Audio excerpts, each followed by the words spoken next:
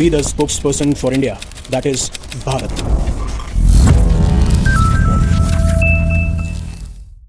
अब हुदीज ने officially US Israel versus Iran war को एंटर कर लिया गया है, जहां पे इजरायली डिफेंस फोर्सेस साफ साफ ये क्लेम करती हैं कि पहली बैलिस्टिक मिसाइल यमन से लॉन्च की गई है ईरान बैड हुदीज के द्वारा।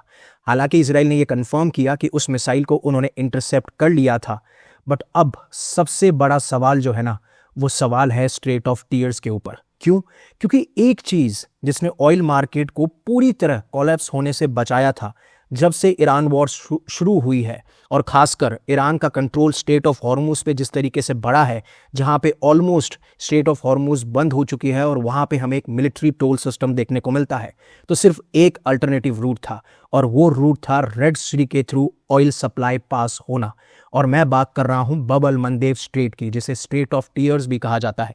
अब अगर आपके दिमाग में ये सवाल आ रहा है कि क्यों हम बब अल मंदेब को स्ट्रेट ऑफ टीयर्स कहते हैं, मतलब एक ऐसी स्ट्रेट जहां से आंसू बहें, मतलब क्यों हम कह रहे हैं कि इसे स्ट्रेट ऑफ टीयर्स कहा जा रहा है, उसके पीछे रीजन ये है कि जो एक्सपर्ट्स हैं वो ये बताते हैं कि जब भी यहाँ से मान लीजिए कोई भी शिप वेसल गुजरता है इस बब अल मंदेब स्ट्रेट से, तो वहाँ पे आपको अनप्रेडिक्टेबल विंड और इतने डेडली करंट्स देखने को मिलते हैं, स्पेशली वाटर करंट्स, जिसकी वजह से ये पूरी की पूरी जो जर्नी है या जो ट्रैवल है वो बहुत ज़्यादा डेंजरस हो जाता है, बहुत ज़्यादा खतरनाक हो जाता है, और ऐसा प्रतीत होता है कि इस ट्रैवलिंग में आपके आंखों से आंसू निकल रहे हैं।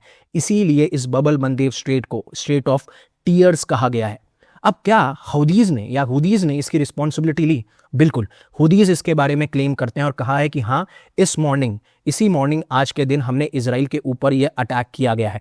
और हुदीज इसके बारे में कुछ हफ्तों से बात भी कर रहे थे, जहाँ पे धमकियों पे धमकियाँ दी जा रही थी कि हम जो है अटैक करेंगे अगर ईरान के ऊपर जो एस्केलेशन है वो यूएस इजराइल की तरफ से बढ़ता रहता है। यहाँ तक कि जो ईरान की तस्नीम न्यूज़ एजेंसी है, उन्होंने भी ये वार्निंग दी थी कि एक नया फ्रंट ओपन हो सकता है इस वॉर के अंदर। खासकर यूएस ने भी कहा था कि आप हौदी थ्रेट को इग्नोर मत कीजिएगा, खासकर जो आपकी शिपिंग वेसल्स हैं उनके ऊपर भी अटैक किए जा सकते हैं। हालांकि अभी तक कोई भी ऐसी रिपोर्ट नहीं है जहां पे हमें यह देखने को मिल रहा हो कि हूदीज जो हैं अभी कमर्शियल वेसल्स और शिप के ऊपर अटैक कर रहे हैं। बट इनकी कुछ कंडीशन थी, और जब इन्होंने वार्निंग दी तो उन्होंने एक चीज़ कही कि हमारी जो उंगलियां हैं ना वो बस ट्रिगर पे ही है, हमें बस ट्रिगर दबाना है। लेकिन उसके लिए कुछ कंडीशन इन्होंने कही कि अगर हमारे 3 रेड लाइंस क्रॉस होती हैं तभी हम इस वॉर के अंदर एंटर करेंगे। और अब सबसे बड़ा खतरा यह है, जो विश्व का 4th लार्जेस्ट शिपिंग रूट है, क्या उसको ईरान धमकी देगा कि हम ब्लॉक करेंगे कि नहीं करेंगे? क्योंकि हुदीज की प्रेजेंस यमन में होना, और पास्ट में भी ऐसे इंसिडेंट हुए हैं जहां पे हुदीज बार बार कमर्शियल वेसल्स और शिप्स पे अटैक करते हुए पाए गए हैं। और अगर ऐसा होता है तो बिलीव मी, पूरा वर्ल्ड कोलैप्स कर सकता है, जब मैं आर्थिक या इकोनॉमिक वाइज बात कर रहा हूं। लेकिन ऐसी वो क्या 3 कंडीशन थी जो हुदीज ने कहा कि अगर इन लाइंस को या फिर इन कंडीशंस को आप नहीं मानते हैं या आप इन कंडीशंस को क्रॉस करते हैं तो हम आपके ऊपर अटैक करेंगे। उससे पहले अनअकैडमी आपके लिए लेके आया है one stop solution for UPSC prelims.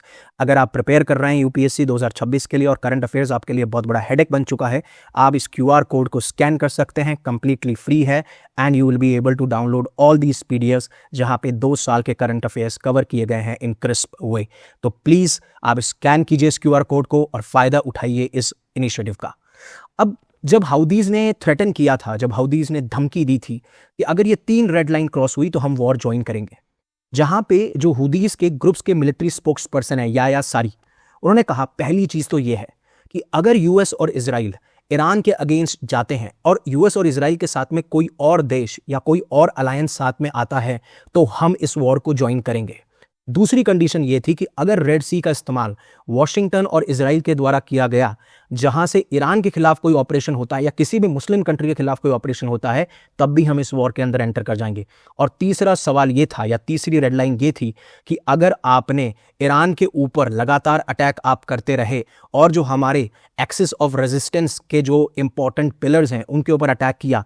अब जहां तक एक्सिस ऑफ रेजिस्टेंस की बात आए तो ईरान जो है अपने प्रॉक्सी ग्रुप्स का इस्तेमाल करता है, जिससे वो इजराइल और यूएस के इन्फ्लुएंस को काउंटर कर सके मिडल ईस्ट के अंदर। और उसमें आते हैं हमास, हिजबुल्लाह, हुदीज और जो इराक के अंदर ईरान बैक्ड मिलिटेंट ग्रुप्स हैं। और अब आप जिस तरीके से देख रहे हैं कि लेबनान में इजराइल अटैक कर रहा है हिजबुल्लाह के ऊपर, इवन जो ईरान बैक्ड इराक मिलिशियाज हैं उनके ऊपर भी अटैक किया जा रहा है, ये सबसे बड़ा कारण बन रहा है।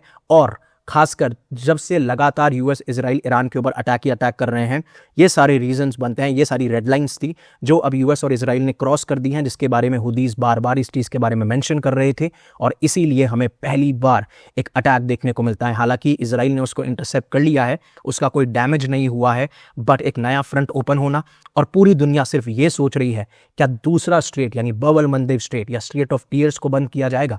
बट उससे पहले आपको ये समझना पड़ेगा कि जब मैं बात करता हूं हुदीस की, तो हुदीस हैं कौन, मतलब कहां से आते हैं हुदीस। तो देखिए समझिए, हुदीस अपने आप को अंसर अल्लाह यानी गॉड के फॉलोअर्स बोलते हैं और ये यमन में एक मिलिटेंट ग्रुप है। और इन्होंने 2014 में जो यमन की कैपिटल है सना, उसके ऊपर अपना पूरा कंट्रोल या कब्जा कर लिया था और तब से ही आपको एक सिविल वॉर देखने को मिलती है। और जो यमन की 25% पॉपुलेशन है ना जैदी शिया की, उसी कम्युनिटी से ये लोग बिलोंग करते हैं। और धीरे धीरे इन्होंने बहुत ज़्यादा large parts of north west Yemen को भी कैप्चर करना शुरू किया और ये बहुत ज़्यादा पावरफुल हो गए। हालांकि इनकी जो आइडियोलॉजी है, जो विचारधारा है, ये बिल्कुल भी इजराइल को पसंद नहीं करते। जिस तरीके से इजराइल ने गाजा पट्टी पर अटैक किए, और ये सिंपैथेसाइज करते हैं, सहानुभूति दिखाते हैं पैलेस्टीनियंस के साथ में, और बिल्कुल एंटी वेस्ट हैं। जहां पे तो इस ग्रुप को या फिर हुदीस को यूएस और ईयू ने टेररिस्ट ग्रुप का भी लेबल दे दिया था। बट ईरान किस तरीके से इनको सपोर्ट करता है, जहां तक बात आती है कि ईरान के ये एक्सिस ऑफ रेजिस्टेंस में आते हैं। ईरान जिस तरीके से हिजबुल्लाह को वेपन्स, ट्रेनिंग, ड्रोन्स और मिसाइल्स प्रोवाइड करता है, वैसे इस ग्रुप को भी प्रोवाइड किया गए थे। और खासकर बात है, जब गाजा वॉर हुई थी, जब हमास ने 7 अक्टूबर 2023 में जो इजरायली टेरिटरी के अंदर वहाँ के लोगों को मारा, उनका रेप किया, ब्रूटली लोगों को मारा गया, उसके बाद में जब से इजराइल जो है लगातार अटैक कर रहा है, तब से ही आप ये देखेंगे कि ये मिसाइल फायर करते हुए आए हैं इजराइल के ऊपर। और खासकर बात यह है कि जो रेड सी के आसपास कभी भी शिप्स अगर मान लीजिए पास होने की कोशिश करती हैं, तो उनके भी अटैक किए गए। इनिशियली इनका क्लेम यह था कि सिर्फ ये इजराइल लिंक शिप पे टारगेट कर रहे हैं, बट धीरे धीरे जो यूएस है, यूके है या यूरोपियन नेशंस हैं या बाकी शिप्स हैं, उनके भी ऊपर अटैक होने लगा। और हुदीज ने साफ साफ यूएस और यूके को भी अपना एनिमी डिक्लेयर कर दिया था। बट फिर ऐसा क्या हुआ कि हुदीज ने अटैक करना बंद कर दिया। देखिए 2025 में एक सीज फायर आता है, और वो सीज फायर था यूनाइटेड स्टेट्स और हुदी मूवमेंट के बीच में, जिसको ओमान ने ब्रोकर करवाया था।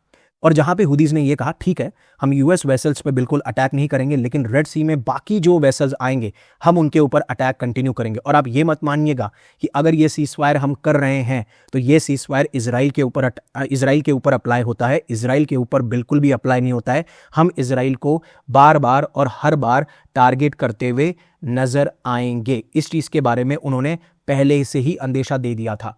और फिर आप देखेंगे भी कि इवन सीजफायर हो चुका है, लेकिन फिर भी अभी बहुत डर लगा रहता है इस एरिया से पास ऑन करने के लिए। सीजफायर हो चुका है, लेकिन हौदीस फिर भी अटैक करते रहते हैं। और जिस तरीके से यूरोपियन मिशन एस्पाइडस को लॉन्च किया गया था कि हम हुदीस के अटैक से उन शिप्स, उन वेसल्स को जो यूरोप जा रही हैं, उनको प्रोटेक्शन प्रोवाइड करें, इस तरीके से भी बातें हुई थी। और ये आज तक का एक हॉटस्पॉट देखने को मिलता है, बट कंप्लीटली जो है इसको ब्लॉक नहीं किया गया था। सबसे खास बात तो ये थी। लेकिन अगर हुदीज रेड सी पर अटैक कर दें, जैसे बब अल मंदेब जो आप स्क्रीन पे देख पा रहे हो, तो इसका फर्क क्या पड़ेगा। देखिए फॉर एग्जांपल मैं आपको बताता हूं, हुदीज ने 2023 नवंबर से जून 2024 की अगर मैं बात करूं, 190 से भी ज्यादा शिप्स पर अटैक किया था, चाहे से वो मिलिट्री हो या कमर्शियल हो। और इसी थ्रेड की वजह से हुआ क्या, शिपिंग कंपनीज अपना रूट चेंज करना शुरू कर देती हैं। यानी जो अफ्रीका का केप ऑफ गुड होप है, उसके अराउंड वो ट्रेवल कर रहे थे, वहां से वो अपने वेसल्स को गुजारते थे। इसकी वजह से क्या हुआ, 25% जो ट्रेवल टाइम था वो बढ़ गया।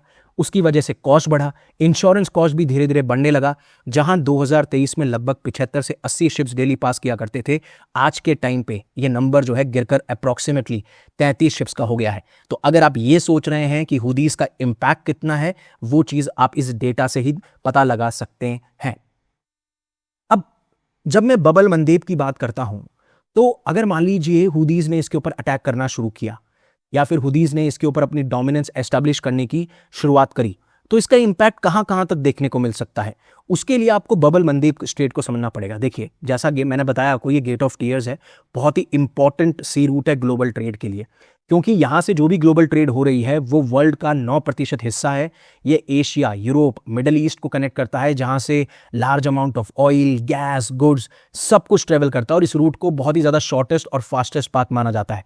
और हुदीज़ अगर दोबारा से अटैक शुरू कर देते हैं तो जो कंपनीज पहले डर महसूस कर रही थी वही डर दोबारा से महसूस किया जाएगा, ट्रेड धीरे हो जाएगी, एक्सपेंसिव हो जाएगी, और जो आज आपको ऑयल के प्राइसेस 120-130 पर डॉलर देखने को मिल रहे हैं, जो धीरे धीरे नंबर बढ़ता हुआ दिखेगा, अगर ऐसा होता है तो ऑयल सप्लाई रिड्यूस होगी, ऑयल प्राइसेस बढ़ेंगी। और जो ईरान ने कहा था कि ईरान के स्पोक्सपर्सन इब्राहिम जुल्फिकारी ने कि हम इस तरीके की सिचुएशन क्रिएट कर देंगे कि ऑयल की प्राइसेस 150 से 200 डॉलर पर बैरल पहुंच जाएगी, और ये किसी के लिए भी सही नहीं है, और उसका इम्पैक्ट आपको हर जगह देखने को मिलेगा। और सिचुएशन और ज़्यादा वर्स हो सकती है, क्योंकि अभी तक क्या हो रहा था, सऊदी अरेबिया इस रूट का इस्तेमाल कर रहा था जिससे वो ऑयल को एक्सपोर्ट कर पाए। खासकर जो ये आप यानबू पोर्ट देख पा रहे हो स्क्रीन के ऊपर, वहां से फिर बबल मंदेब स्ट्रेट को क्रॉस किया जाता था, और अबाउट 60% जो इनकी ऑयल एक्सपोर्ट्स हैं वो यहीं से पास ऑन हो रहा था। लेकिन अगर इसको भी बंद कर दिया गया, इसको भी अटैक हो गया, इसको भी चोक कर दिया, जिस तरीके से ईरान ने चोक कर रखा स्ट्रेट ऑफ हॉर्मुज को, सब कुछ तहस नहस हो जाएगा। लेकिन आपके दिमाग में एक सवाल जरूर आएगा कि क्या हुदीज हमेशा जब ईरान कहता है तो फाइट करते हैं? देखिए, अगर ऐसा होता तो ईरान पहले ही एक्टिवेट कर चुका होता जब से यूएस और इजराइल ने अटैक करना शुरू किया ईरान के ऊपर। तो जरूरी नहीं है, मतलब नॉट नेसेसरीली कि ईरान इनको सपोर्ट करता है तो हुदीज हमेशा ईरान के ऑर्डर को फॉलो करेंगे। और दूसरी बात यह है ना कि जिस तरीके से सिचुएशन बिगड़ी है, क्योंकि जब इजराइल और यूएस ने लगातार इनके ऊपर अटैक किए तो ये अभी पास्ट एयर स्ट्राइक्स जो हुई हैं, अटैक्स हुई हैं, उन्हीं से रिकवर कर रहे हैं ना। इनके पास में वेपन्स हैं, इकोनॉमी पूरी तरीके से डैमेज हो चुकी है, इतनी खतरनाक और इतनी बुरी हालत है इकोनॉमिक कंडीशन कि आधी से ज़्यादा जो पॉपुलेशन है यमन की वो हंगर फेस कर रही है।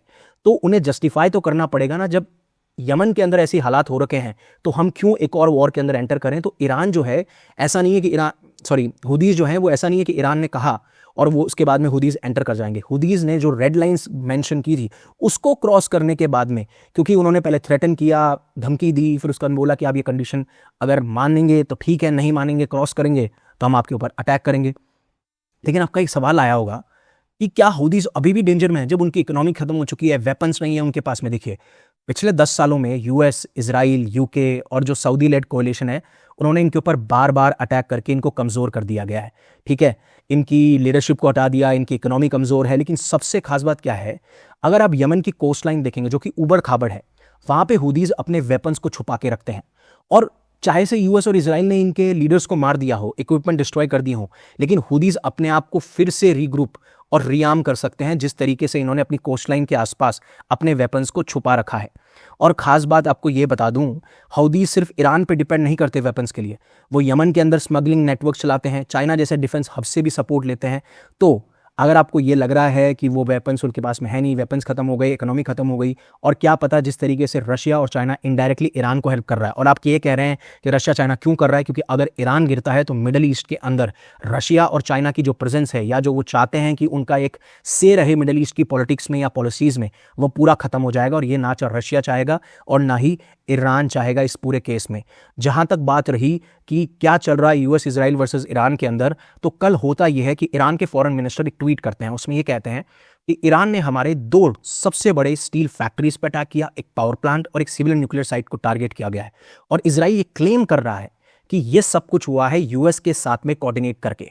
तो अब ये अटैक तो साफ साफ ये दिखाता है ना कि एक तरफ president of the United states हमें कहते हैं कि हम डेडलाइन बढ़ा रहे हैं, डिप्लोमेसी के लिए हम बातचीत करेंगे, और उसी को आप कॉन्ट्राडिक्ट कर रहे हो, उसी को आप अपोज कर रहे हो, उसी के खिलाफ आप जा रहे हो। देखिए, पहली बात तो अब ये जो लाइन है ना, एक्सटेंडेड डेडलाइन फॉर डिप्लोमेसी, ये शो करती है कि डायरेक्टली हो या इनडायरेक्टली हो, डिप्लोमेसी तो चल रही है, डायलॉग तो चल रहे हैं, डिस्कशन तो चल रहे हैं, जैसे वो मीडिएटर के तौर पर चल रहे हो। और दूसरी बात यह है कि president of the United states ने एक चीज कही थी कि हम आपके पावर प्लांट्स पे अटैक नहीं करेंगे। लेकिन अब इजराइल ने जो ये पावर प्लांट पे अटैक किया है, तो जो डोनाल्ड ट्रंप कहते हैं, मतलब जब आपकी नेगोशिएशन चल रही है, सीरियसली बातचीत चल रही है, तो एटलीस्ट जो आपने टर्म्स दी हैं, जो कंडीशंस दी हैं, उसको आप क्रॉस ना करें। वो जो है वो क्रॉस हो चुका है, और ईरान ने कहा कि इसको इजराइल जो क्राइम्स कर रहा है उसकी हैवी प्राइजेस पुकानी पड़ेंगे। और उसके बाद में ईरान जो है जितनी भी यूएस और इजरायली लिंक्ड वहाँ पे फर्म्स हैं पूरे मिडिल ईस्ट के अंदर, उनको कहती है जो भी वर्कर्स हैं वो इन फर्म्स को छोड़ के चले जाइए, क्योंकि अब हमारी तरफ से बहुत बड़ा एस्केलेशन या बहुत बड़ा रिटेलिएशन आने वाला है। और उसका एक परफेक्ट एग्जाम्पल आप देख सकते हैं कि आज सुबह की न्यूज़ है, सऊदी अरेबिया के अंदर जो यूएस का एक बेस है प्रिंस सुल्तान एयरबेस, उसके ऊपर ईरान ने स्ट्राइक किया है, जिसमें बताया जा रहा है 12 यूएस ट्रूप्स इंजर्ड है, जिसमें से 2 तो बहुत ज़्यादा सीरियसली इंजर्ड है। तो ये वॉर जो आप सोच रहे हैं कि 2-3 नेशंस के बीच में है, पूरा मिडिल ईस्ट इसकी चपेट में आएगा। धीरे धीरे ये वॉर और बढ़ेगी, चाहे से इजराइल कह दे कि 3 हफ्ते अभी और लगेंगे, और जिस तरीके से secretary of state Marco Rubio कह रहे हैं कि this war will not last months, ये सिर्फ कुछ हफ्तों का खेल है। वो खेल तो अब देखना होगा कि कितना बड़ा चलेगा, लेकिन ये सिचुएशन आसान नहीं है और पूरा वर्ल्ड इसकी चपेट में आएगा, ये आप देखते हुए पाए जाएंगे। So thank you very much. आपका क्या ओपिनियन है प्लीज़ कमेंट सेक्शन में जरूर बताइए। अगर आपको अच्छा लगता है तो आप सब्सक्राइब कीजिएगा। Thank you very much for giving me a precious asset that is your time. Stay safe, stay happy, take care. जय हिंद, जय Bharat, and always live in such a way that universe will be proud of you.